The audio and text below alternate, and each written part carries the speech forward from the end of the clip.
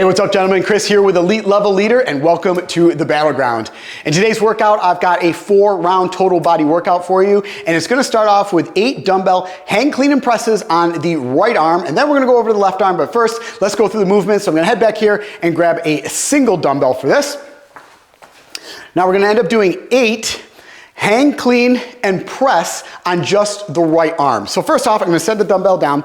Now the hang clean and press, we've done this in a couple other workouts before. The hang clean and press, he starts from that hang position. So your hand or the dumbbell is down next to your hips. From here, we're gonna bring it into a clean position, and then we're simply gonna press it up overhead. Then we're gonna bring it back down. Always starts from that hang position, which is right around your hip area. So what you wanna do first, we're not just doing a curl with this to get it into that clean position. What we're doing is we're hinging at the hips, we're slightly bending in the knees here. Knees are tracking out over those toes, so you're kind of in a little bit of a mini squat here with your chest up. Now from here, you have the dumbbell, in this instance, is gonna be in your right hand to start with. So from here, what you're gonna do is explode, send those knees back, open up those hips. What that is gonna do is it's gonna start to bring that dumbbell up, because that momentum, that power of you opening at the hips is gonna start to bring that dumbbell up off the ground. Now from here, you're gonna shrug your shoulder. So once you get to here, now you can even get up on your toes and shrug your shoulder even more. So that dumbbell is starting to come up. Once it starts to come up, now you start to pull, keeping it close to your body. We're not sending it out like a bicep curl,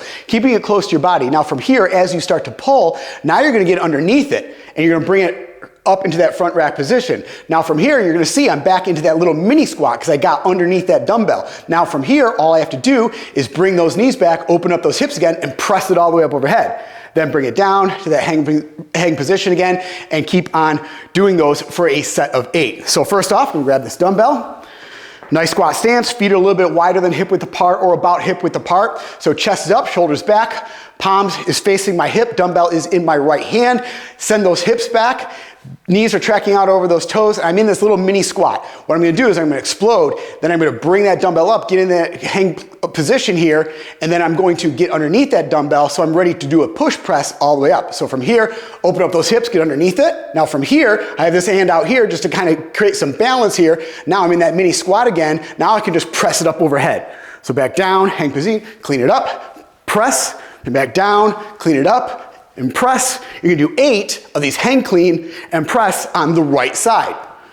Now, once you've done 8 on that right side, guess what we're gonna do? We're gonna switch off and we're gonna do 8 on the left side. So same thing we were doing before, just on the left side.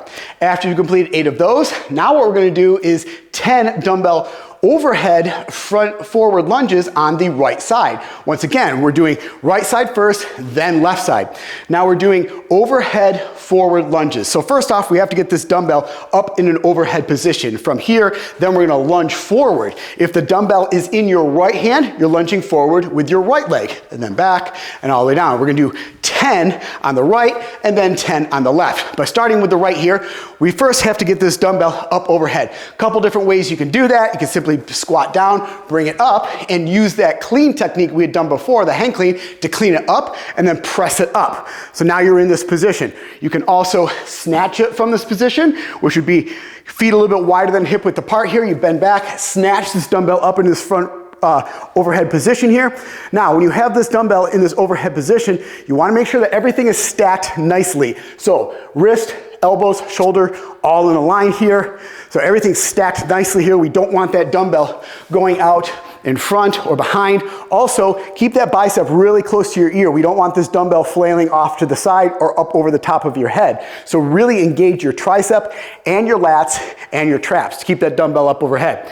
Once you have this dumbbell up into this overhead position, like I said, if it's in your right hand, you are then going to lunge forward with your right leg. Then you come all the way up, and you're just gonna do a set of 10 of these overhead lunges. Once you've completed 10 of those, then you're gonna switch off to the left side. You're gonna do 10 on that left side, dumbbell in the left hand, lunging forward with that left leg. A couple things I wanna go over in the lunges. So first off, I mentioned before, keeping that bicep close to your ear, engaging your tricep, everything is stacked nicely. Now, Engage your lats, everything in there. Now, what's gonna happen is when you lunge forward, the momentum is gonna wanna swing this dumbbell back and forth. So that's why I make sure you are engaging your tricep, your lats, your traps, everything to make sure that that's not happening. Also, when you go into this lunge, what's gonna happen is it's gonna wanna pull you forward. So keep that chest up, shoulders back the entire time, so your torso is straight up and down, just like this.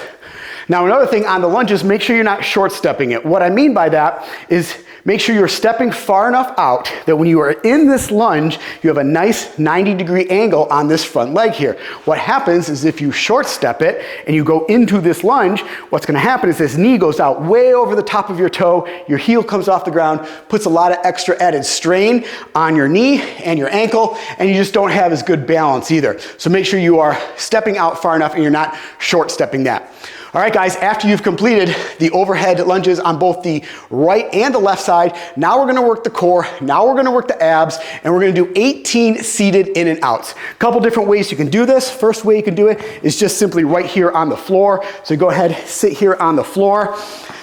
You're gonna have your feet together, knees together. What's gonna happen is you're gonna put your hands on your sides, just behind your butt. You're gonna lean back about 45 degrees. From here, you're gonna pull your feet up off the ground, your heels off the ground, and we're just gonna pull the knees into the chest and then kick them all the way straight out. So this is a seated in and out, really engaging that core, engaging those abs. You're gonna do a set of 18 of these.